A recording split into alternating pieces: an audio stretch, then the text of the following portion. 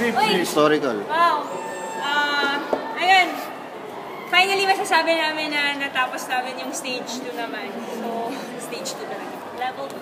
Ayun. So, we're really happy sa naging result. Kahit, ayun, si Jo talaga hands down to Joanna. And to everyone talaga, yung mga contribution ng teammates ko, kahit hindi kami nakaka-contribute sa point, yung sa ibang aspect naman inside the court, nakakatulong kami. So, everyone contributed sa game. Even si Coach Tai, si Sir Tony, lahat ng pangalan nila, it helps talaga. And, ano pa ba? So, ayun, really happy na ganun yung naging resulta ng game. But then, dami pa ang errors yun, madami pa rin kami kailangan i-improve as a team, as a individual. And, ano pa ba? Ngayon, yun. Yay! Yung Ash nyo, ngayon lang yun before the game? Yeah, nag-mash kami sa dugout before the game. Lunch, yun gano'n kasi, lunch.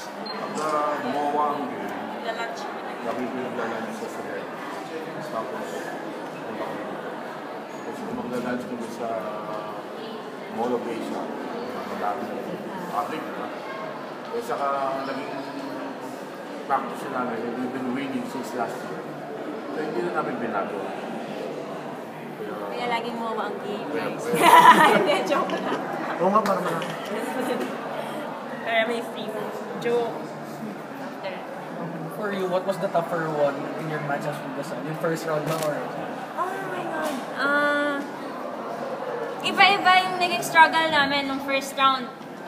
Na kahit kompleto din kami, nag-struggle din kami kasi wala kaming receive.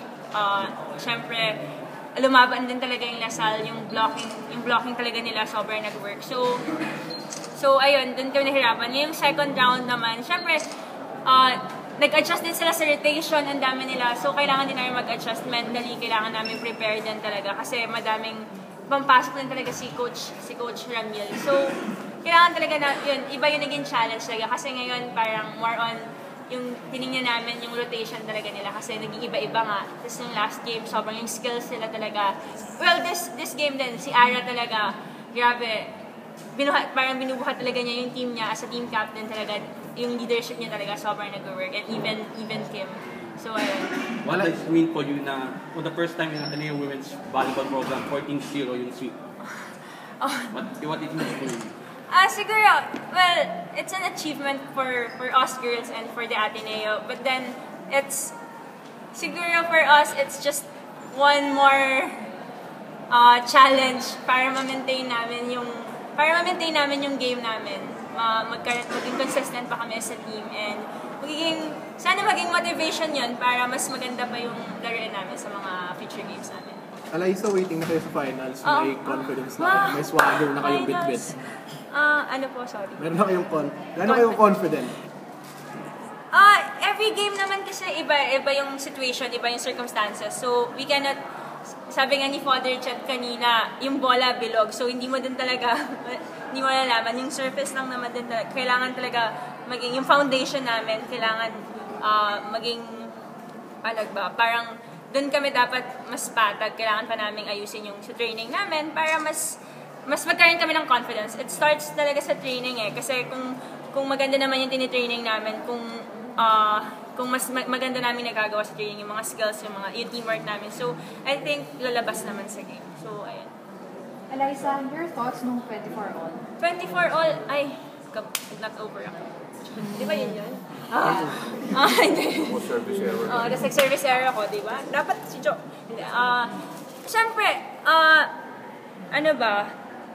it's, naisip ko talaga parang, wow, kakabot kami ng 24. And parang, pagkatingin ko sa teammates ko, nakasmile lang sila. So parang, hindi 24 all. Parang we're just really playing and enjoying the game. So wala talaga. Even si Coach Tai, pagtingin mo sa labas, pagtingin mo sa kanya, sabihin niya lang happy. So parang there's no pressure talaga na you just have to play your game. So ayun. Alaysa, do you expect to see Lasal lang in the final? Well, syempre Lasal is Lasal talaga. No matter anong gawin natin, andyan yung experience nila sa champion team eh. hindi naman bumibitaw talaga yung Lasal. Even this game, 24-all, diba? Hindi naman sila bumitaw.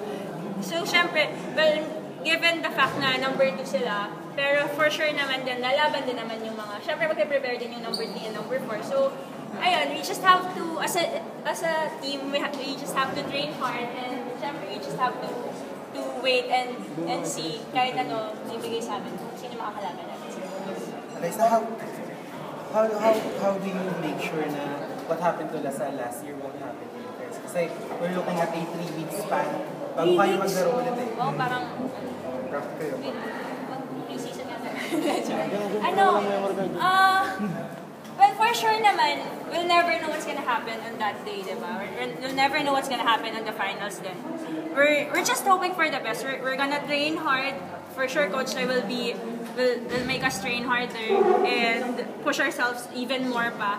So, I think we have to worry.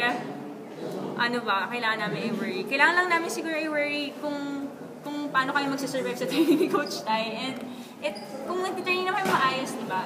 It will para lalabas naman sa game. And at the end of the day nga, sabi kayo sa mass namin, it's for the glory of God kung maglalaro kami. And si God naman din talaga yung may hawak na lahat. If it's for us, it's for us. It's not. So, be it. Alay, sa last game against UE, di ba sinabi mo naging complacent kayo? Ngayon ba tatanggalin nyo na yung quality nyo yun? Finals na kayo eh.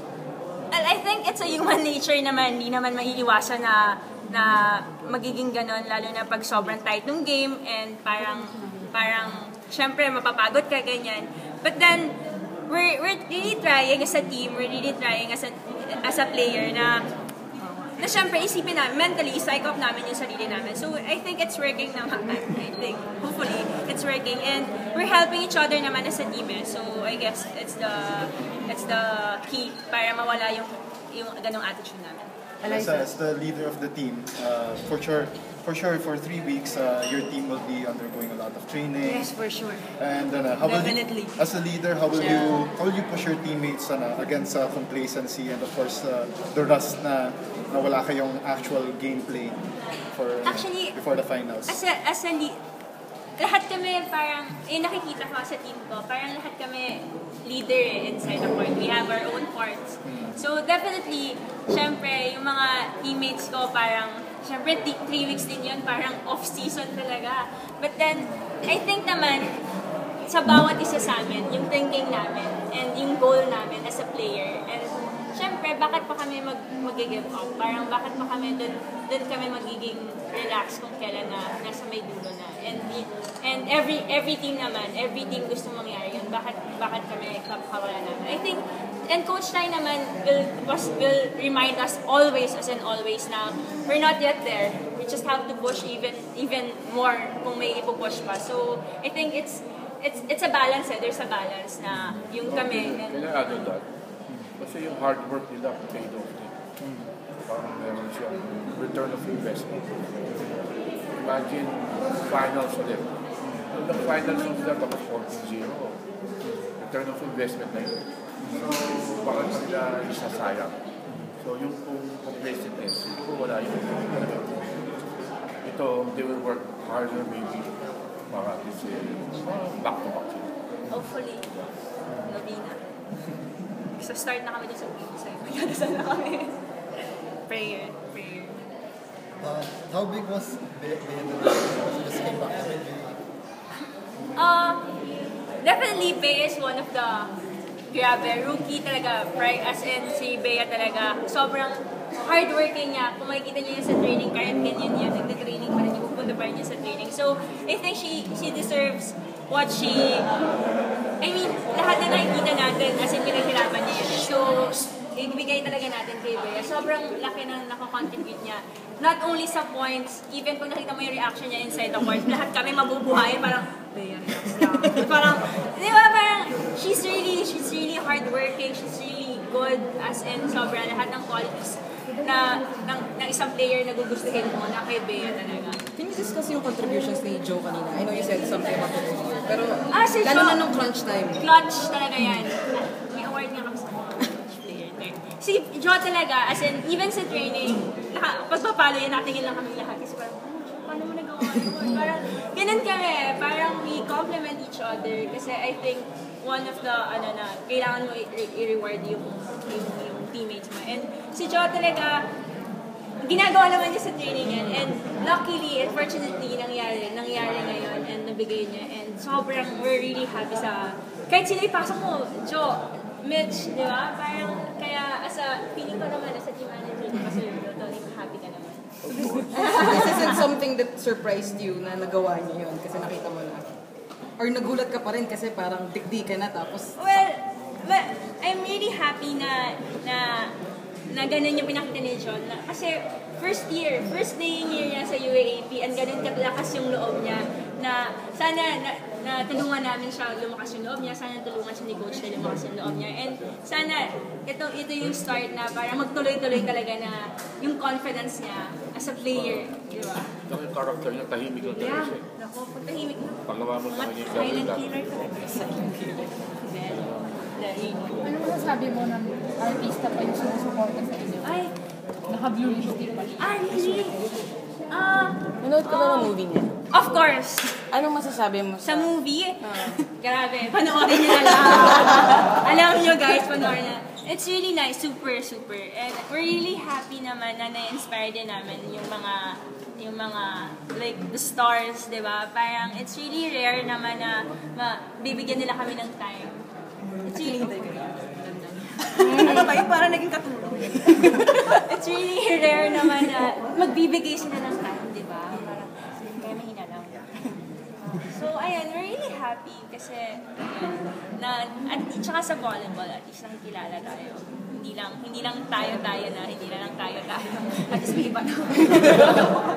13,000 ang nanood. Really? Wow! On a Wednesday. Wow. May mga nag-absent. Pati kami nag-absent. Ayan. So, ayan. Thank you so much. Thank you. Ako naman natin yung award.